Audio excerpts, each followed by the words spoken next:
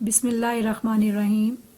Class 8 आज हम chemistry के चैप्टर 1 का लेसन 2 पढ़ेंगे, जिसका टॉपिक है ब्रांचेस ऑफ केमिस्ट्री। हमारे इस सिलेबस में 8 ब्रांचेस डिस्कस की गई हैं और वो सारी की सारी ब्रांचेस क्या हैं, मेजर। हम इनको वन बाय वन पढ़ते हैं। सबसे पहले कौन सी है, फिजिकल केमिस्ट्री।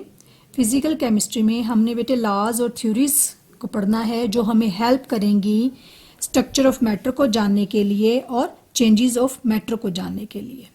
जैसे हम डाल्टन्स थ्योरी पढ़ेंगे, तो डाल्टन्स थ्योरी हमें हेल्प करेगी नेचर ऑफ मैटर और एग्जिस्टेंस ऑफ मैटर को जानने के लिए। इसी तरह से अगर हमने स्ट्रक्चर ऑफ मैटर को means model for an atom को अगर हमें स्टडी करना है, तो इसके लिए हमें कौन हेल्प करेगा, बोहर्स एटॉमिक थ्योरी हेल्प करेगी। नेक्स्ट ब्रांच ऑफ केमिस्ट्री हमारे पास क्या है, ऑर्गेनिक केमिस्ट्री। ऑर्गेनिक केमिस्ट्री में हमने सब्सटेंसेस को पढ़ना है, जिनके अंदर बेसिक कंपोनेंट कौन होगा, कार्बन। मैंने कुछ एग्जांपल ली हैं, आपको 2 कंपाउंड नज़र आ रहे हैं, ग्लूकोज एंड एसिटिक एसिड। इनका केमिकल फार्मूला लिखा हुआ है मैंने। इसमें दोनों कंपाउंड्स के अंदर आपको क्या नज़र आ रहा है, कार्बन नज़र आ रहा है। तो कार्बन कंटेनिंग सब्सटेंसेस की जो स्टडी है उसको हम पढ़ेंगे ऑर्गेनिक केमिस्ट्री में। लेकिन कुछ ऐसे कंपाउंड्स भी हैं कार्बन के, जैसे carbon dioxide, carbon monoxide, carbonates, bicarbonates. इनको हम ऑर्गेनिक कंपाउंड्स कंसीडर नहीं करते। क्यों कंसीडर नहीं करते? क्योंकि ये इन कंपाउंड्स के अंदर वो प्रॉपर्टीज़ नहीं है जो ऑर्गेनिक कंपाउंड के अंदर होती है। फिर हम इन कंपाउंड्स को कहाँ पढ़ेंगे, इनको हम नेक्स्ट ब्रांच ऑफ केमिस्ट्री में पढ़ेंगे, that is inorganic chemistry. Inorganic chemistry में भी हमने सब्सटेंसेस पढ़ने हैं, लेकिन कैसे सब्सटेंसेस पढ़ने हैं, जिनमें बाकी सारे एलिमेंट्स से वो बन सकते हैं लेकिन उनके अंदर कार्बन नहीं होगा। मैंने कुछ एग्जांपल ली हैं कंपाउंड्स की, देखें, nitric acid, sulphuric acid, phosphoric acid. इनके केमिकल फार्मूलाज मैंने लिखे हैं। आपको इनके अंदर कहीं भी कार्बन एलिमेंट नज़र नहीं आ रहा। तो ऐसे कंपाउंड जिनमें जो कार्बन कंटेनिंग नहीं होंगे, उनकी जो स्टडी है वो हम किस ब्रांच ऑफ केमिस्ट्री में करेंगे, इनऑर्गेनिक केमिस्ट्री में करेंगे। नेक्स्ट ब्रांच ऑफ केमिस्ट्री है बायोकेमिस्ट्री। बायोकेमिस्ट्री में हमने फिजिकल और केमिकल चेंजेस पढ़नी है। कहाँ पढ़नी है, लिविंग ऑर्गेनिजम्स के अंदर पढ़नी है। फिजिकल के मीनिंग आप क्या लेंगे बेटे, टेम्परेरी चेंज, और केमिकल के मीनिंग क्या लेंगे आप, परमानेंट चेंज।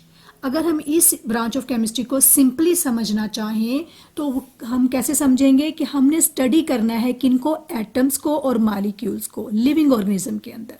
तो study of atoms and molecules in living organism is known as biochemistry.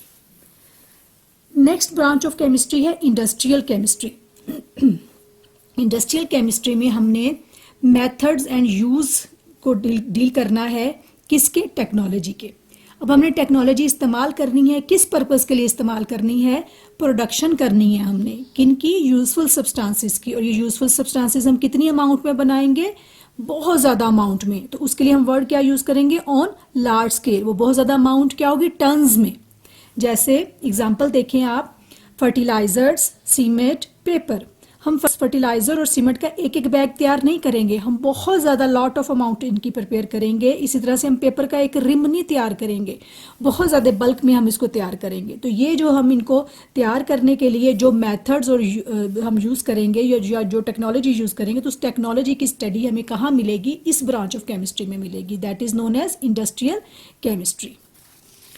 Next branch of chemistry क्या है, न्यूक्लियर केमिस्ट्री। इसमें भी हमने चेंजेस पढ़नी है। ये चेंजेस कहाँ पढ़ेंगे हम, एक एटम के न्यूक्लियस में। क्या करेंगे, न्यूक्लियस को ब्रेक कर देंगे, जिसके लिए वर्ड क्या यूज़ किया जा रहा है, फिशन। या न्यूक्लियस, 2 एटम के न्यूक्लियस को ज्वाइन कर देंगे, जिसके लिए वर्ड क्या यूज़ कर रहे हैं, फ्यूज। मीन हम क्या करवाएंगे, फ्यूजन करवाएंगे। इस ब्रांच ऑफ केमिस्ट्री को भी अगर हम सिंपली समझना चाहें कि इसमें हम करना क्या चाहते हैं, तो इसमें हम एक एलिमेंट से दूसरा एलिमेंट तैयार कर सकते हैं। One element can turn into another element artificially. तो this is called nuclear chemistry. Next branch of chemistry is environmental chemistry. Environmental chemistry में हमने क्या पढ़ना है, हम पढ़ेंगे केमिकल्स को, हम टॉक्सिक सब्सटेंसेस को पढ़ेंगे। ये क्या करते हैं, ये पोल्यूट कर देते हैं, किसको, इन्वायरमेंट को। जब इन्वायरमेंट पोल्यूट होगा तो कौन अफेक्ट होगा? ह्यूमन बीइंग्स अफेक्ट होंगे। हमने अक्सर सुना है एसिड रेन के बारे में, ग्रीन हाउस इफेक्ट के बारे में, green house effect, global warming. तो ये प्रॉब्लम्स जो हैं इनको हम स्टडी करेंगे किसमें? इन्वायरमेंटल केमिस्ट्री में। तो हर वो चीज़ जो हमारे इन्वायरमेंट को इफेक्ट करती है उसकी स्टडी हम कहाँ करेंगे? इन्वायरमेंटल केमिस्ट्री में करेंगे।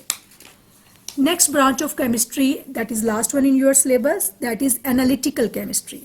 एनालिटिकल केमिस्ट्री में हमने क्या करना है? हमने मेथड्स को देखना है, हमने इंस्ट्रूमेंट्स को यूज़ करना है मालूम करने के लिए कंपोजिशन ऑफ मैटर को। इसको मैं आप एक एग्जांपल के जरिए समझाती हूँ। हमारे पास एक बहुत सिंपल सा कंपाउंड है, दैट इज वाटर, जिसका केमिकल फार्मूला क्या है? H2O। इस कंपाउंड को हम दो तरह से स्टडी कर सकते हैं, क्वालिटेटिव और क्वांटिटेटिव। क्वालिटेटिव में हमें क्या पता चलेगा? टाइप्स ऑफ एलिमेंट्स पता चलेंगे, जैसे कि यहाँ पर दो टाइप्स ऑफ एलिमेंट्स हैं, कौन कौन से? Hydrogen and oxygen. Quantitative analysis में हमें क्या पता चलेगा? हमें इन एलिमेंट्स के कितने कितने एटम यूज हुए हैं वो पता चलेगा, जैसे हाइड्रोजन के 2 एटम यूज हो रहे हैं, ऑक्सीजन का 1 एटम। तो ये जो हम किसी भी कंपाउंड की क्वालिटेटिव एनालिसिस करेंगे, क्वालिटेटिव स्टडी करेंगे या क्वांटिटेटिव एनालिसिस या क्वांटिटेटिव स्टडी करेंगे, उसके लिए जो हम मेथड्स यूज़ करेंगे, इंस्ट्रूमेंट्स यूज़ करेंगे, तो इन मेथड्स इंस्ट्रूमेंट्स का जो यूज़ है वो हम कहाँ पढ़ेंगे? एनालिटिकल केमिस्ट्री में। बच्चों ये थी 8 ब्रांचेज आपकी बुक में। मैंने इनसे रिलेटेड आपके लिए क्वेश्चन भी तैयार किया है, जिसको आप अपनी नीट कॉपी में उसका आंसर लिखेंगे। क्वेश्चन क्या है? Differentiate between inorganic and organic chemistry, industrial and environmental chemistry, physical and nuclear chemistry. That's all.